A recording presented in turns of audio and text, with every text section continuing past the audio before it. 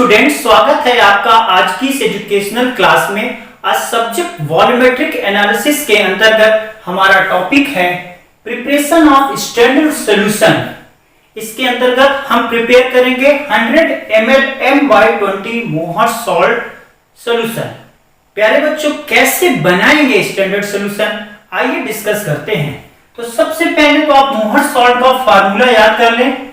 ये है FeSO4 NH4 का होल ट्वाइस SO4.6H2O। ये मोहर सॉल्ट का फार्मूला है। यहां पर आयरन जो है बच्चों, ये इसको कलर करता है, डी ब्लॉक एलिमेंट है तो कलर होगा। और ये जो वाटर के मॉलिक्यूल यहां पर है बच्चों, इससे ये क्रिस्टलाइन नेचर होता है। अब इसका ferrous ammonium sulphate dot hexahydrate, इसका आप नाम भी याद करें तो फेरस अमोनियम सल्फेट हेक्साहाइड्रेट, इसका नाम है। वाटर मॉलिक्यूल होने के कारण ये क्रिस्टलाइन नेचर है, और फेरस होने के कारण प्यारे बच्चों ये हमारा कलर होता है, D block element colour show करते हैं यदि उसमें D1 to D9 कॉन्फ़िगरेशन होता है। प्यारे बच्चों, इसका मोलर मास याद कर लें तो बेहतर होगा। मोलर मास इसका आप याद करेंगे या निकाल लेंगे तो लगभग आएगा 392 ग्राम। अब हमारी सबसे पहली रिक्वायरमेंट यह है कि अगर हम 100 ml M/20 मोहर सॉल्ट सॉल्यूशन बनाना चाह रहे हैं तो इसके लिए हमें कितना मोहर सॉल्ट को तौलना पड़ेगा, कितना वेट कैलकुलेट करना पड़ेगा। तो सबसे पहले आप ये लिख लें, वेट या मास आप मोहर सॉल्ट नीडेड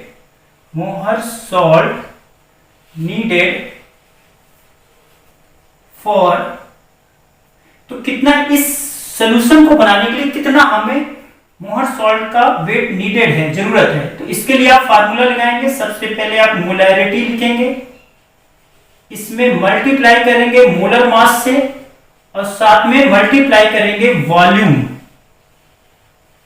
वॉल्यूम किसमें होना चाहिए, इन लीटर में। तो मोलैरिटी आपकी कितनी है, मोलैरिटी दी है 1/20। यहां से देखें आप, मोलर मास अभी आपने निकाला है 392, तो 392 ये हो गया। वॉल्यूम आप ले रहे हैं 100 ml, तो 100 ml को अगर आप लीटर बनाएंगे तो 100 अपॉन ये आ जाएगा बच्चों 1000। अब आप इससे करेंगे तो ये जीरो से ये जीरो कट गया और ये जीरो से ये जीरो कटा बच्चों। 392 को 2 से डिवाइड करेंगे तो ये आएगा 2 1 जा 2, 2 9 जा 18, 2 6 जा 196 और नीचे बचेगा 100। इसको सॉल्व करेंगे तो 1.96 ग्राम। प्यारे बच्चों, आपको 1.96 ग्राम आपको मोहर सॉल्ट एग्जैक्ट तौलना पड़ेगा। कैसे तौलेंगे, तो आप इसके लिए सबसे पहले आप किस कंटेनर में, किस में इसको तौल रहे हैं, इसके लिए आप फिल्टर पेपर यूज कर सकते हैं, आप वेइंग ट्यूब यूज कर सकते हैं और वॉच ग्लास भी यूज कर सकते हैं। तो हम सबसे पहले मान लीजिए हमारे पास वेइंग ट्यूब है, तो हम पहले नोट करेंगे weight of empty weighing tube. तो एम्प्टी वेइंग ट्यूब का वजन नोट करेंगे बच्चों। मान लीजिए कि लगभग किया जा रहा है 4.52 ग्राम। अब इसके बाद हम इसमें मोहर सॉल्ट लेंगे, weight of weighing tube plus हम मोहर सॉल्ट भी इसमें लगा के दोनों का वजन नोट करेंगे। तो बच्चों, ये जब दोनों लेंगे तो ये वजन और ये वजन एम्प्टी दोनों को आप ऐड करके लिखेंगे तो ये लगभग आ जाएगा बच्चों, आ जाएगा 6.48 ग्राम। अब फिर आपको केवल लेना है मोहर सॉल्ट। तो वेट ऑफ मोहर सॉल्ट जब बच्चों आप निकालेंगे तो ये आएगा लगभग आपका 1.96 ग्राम। प्यारे बच्चों, अभी आप कर क्या रहे हैं, हम लोग प्रिपेयर करना चाह रहे हैं, स्टैंडर्ड सॉल्यूशन बनाना चाह रहे हैं। हमारा टाइट्रेशन रिडॉक्स टाइट्रेशन है, जिसमें से एक सॉल्यूशन हमको बनाना पड़ता है और एक सॉल्यूशन सामान्यतः वो KMnO4 का होता है, वो हमें बना बनाया दिया जाएगा। तो कैसे स्टैंडर्ड सॉल्यूशन बनाते हैं उसको हम लोग सीखने का प्रयास कर रहे हैं। तो इसके लिए हमें पहले कितना वजन लेना पड़ेगा, तो 1.96 ग्राम लेना पड़ेगा अगर हम चाह रहे हैं 100 ml M/2 मोहर सॉल्ट। कुछ लोगों का मेजरिंग फ्लास्क 250 ml का हो सकता है, तो उसके हिसाब से कैलकुलेशन में यहाँ वॉल्यूम की जगह आप 250 रख देंगे। सामान्यतः हम लोग 100 ml का यूज करते हैं। 100 ml एक टाइट्रेशन के लिए मोर देन एनफ होता है। तो प्यारे बच्चों, स्टैंडर्ड सॉल्यूशन के प्रिपरेशन में हमें दो चीजों का रिक्वायरमेंट होता है, एक तो सल्यूट और दूसरा है सॉल्वेंट। सल्यूट यहाँ पर है मोहर सॉल्ट, जिसका अमाउंट आपने कैलकुलेट किया 1.96 ग्राम। अब इसमें हम सॉल्वेंट यानी कि डिस्टिल वाटर ऐड करेंगे, तो क्या होगा वो प्रोसीजर, आइए आपसे डिस्कस करते हैं। तो रिक्वायर्ड जो मोहर सॉल्ट है बच्चों, रिक्वायर्ड मोहर सॉल्ट है, ये आपने कैलकुलेट किया 1.96 ग्राम।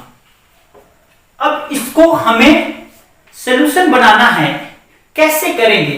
तो इसके लिए हमें चाहिए एक मेजरिंग फ्लास्क 100 ml का।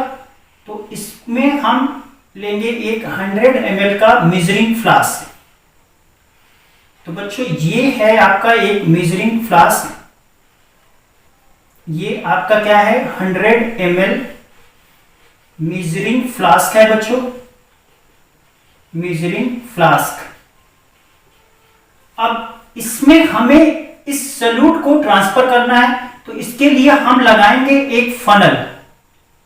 क्या लगाएंगे बच्चों? एक फनल लेंगे। फनल कुछ इस तरह से है हमारा। तो इसमें हम लोग एक यूज कर रहे हैं बच्चों, क्या यूज कर रहे हैं? फनल।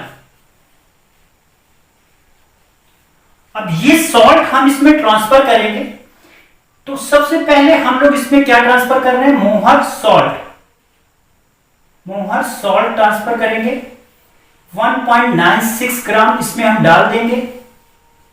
साथ में हम इसमें डालेंगे 5 ml कंसंट्रेट H2SO4। बच्चों ये जो 5 ml कंसंट्रेट H2SO4 यूज कर रहे हैं, ये बड़ा इंपॉर्टेंट है, क्योंकि ये क्या करेगा? ये प्रिवेंट करेगा बच्चों, प्रिवेंट करेगा हाइड्रोलिसिस ऑफ फेरस सल्फेट का।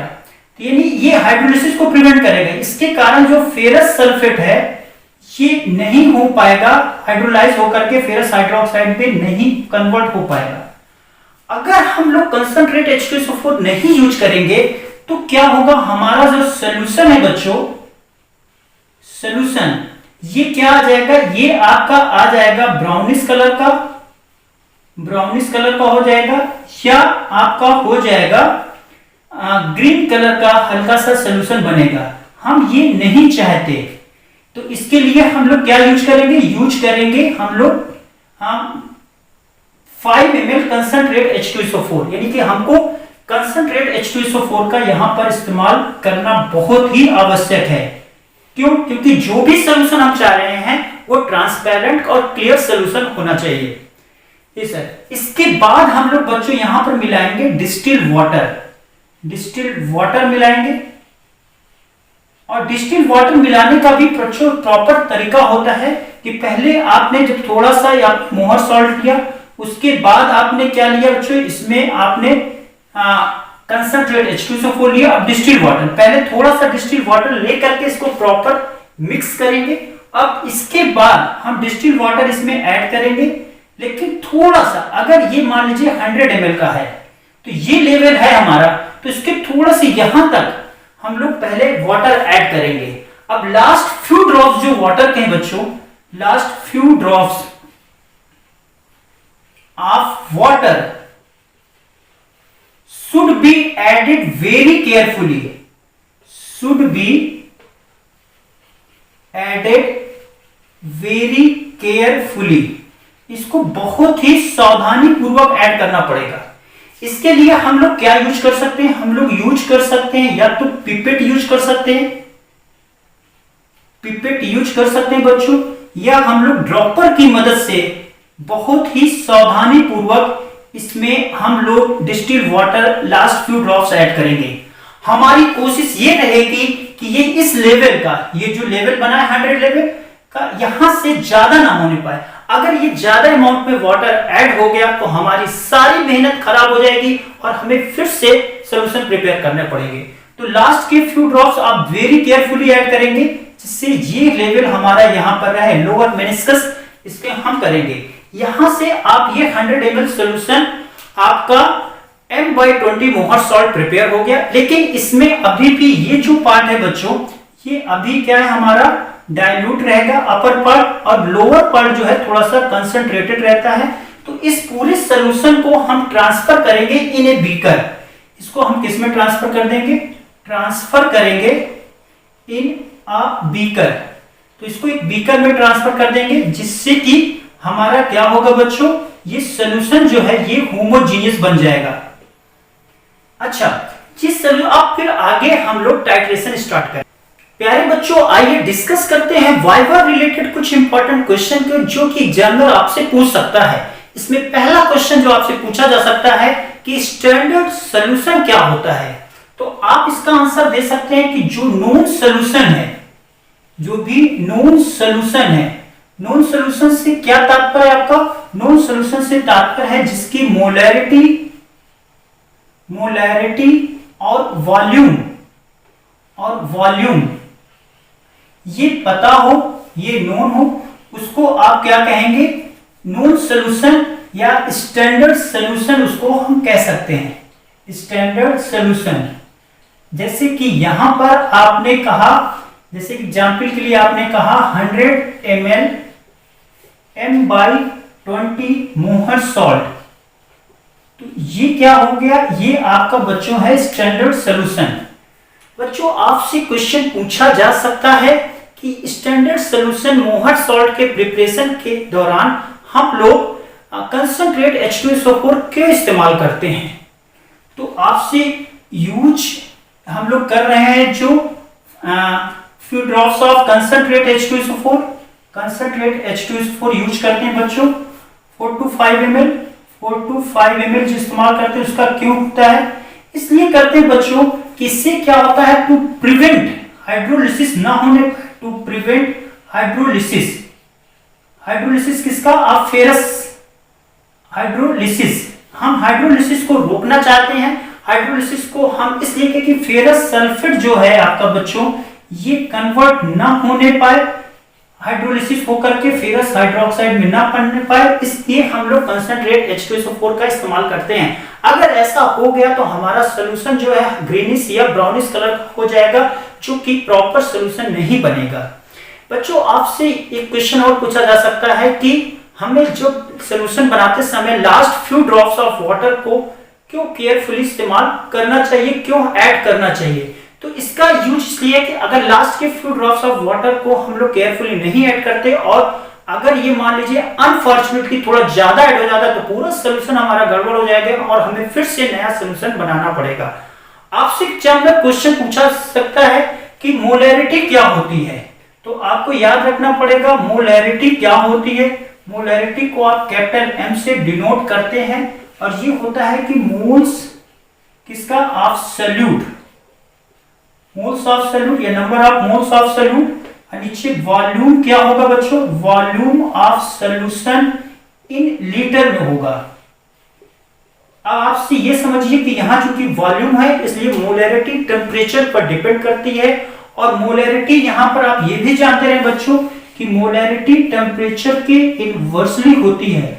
अगर आप टेम्परेचर बढ़ाएंगे तो मोलैरिटी घटेगी एंड वाइस वर्सा। प्यारे बच्चों, आज का वीडियो लेक्चर आपको कैसा लगा जरूर बताएं। अगर आपको ये पसंद है तो इसे लाइक करें और अपने दोस्तों के साथ शेयर करें। हाँ, चैनल को सब्सक्राइब जरूर कर लें, जिससे जो भी अपडेट इंफॉर्मेशन हो ये आपको तुरंत मिलती रहे। थैंक यू, नमस्कार।